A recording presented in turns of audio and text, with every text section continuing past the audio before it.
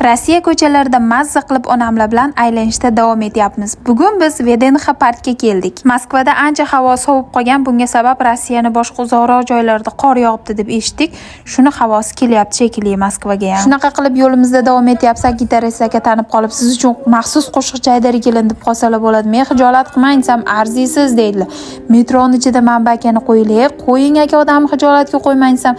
Yo'q, Aydar kelin, onangiz ham O'zbekistondan 4 yil deganda kelib qolibdilar deb. Onajonim, siz mehribonim degan musiqani chop ketsalar, qurib ketmagur qolgan o'rislar ham meni bahonamda mazza qilib musiqa eshitib oldi. Endi choldingiz, storieslarimga qo'yib ketayin, zvezda qilib qo'yayin siz deb videolarga ham oldim. Bu akani qurib ketmagur, ey boyqush, rosa xursand bo'lib qoldi.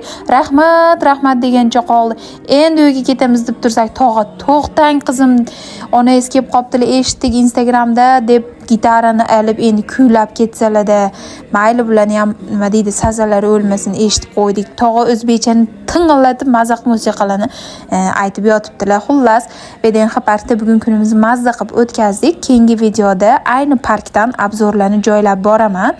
Videoni ko'rib ketkizgan vaqtingizga rozi bo'linglar. Agar sizlarga ham musofir kelin hayoti qiziq bo'ladigan bo'lsa, obuna bo'lib kuzatishda davom etinglar. Hali zo'r videolar oldinda.